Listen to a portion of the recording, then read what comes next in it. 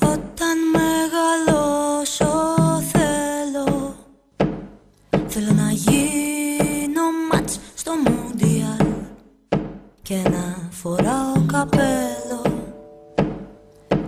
να λέω γαλλιστή παμάλ καθώς θα παίζω τσέλο.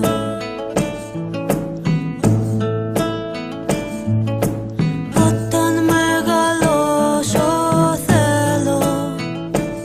θέλω να γίνω 82 χρονών, τσατσά σε ένα μπουρδέλο, χωρίς δόντια να μασάω τα κρουτών και να διαβάζω Οθέλο. Όταν μεγαλώσω θέλω να γίνω διαστημικός σταθμός και να παίζω πουγέλο, κι από μένα ναι να βρέχει κι ο ουρανός, τα ρούχα να σας πλένω.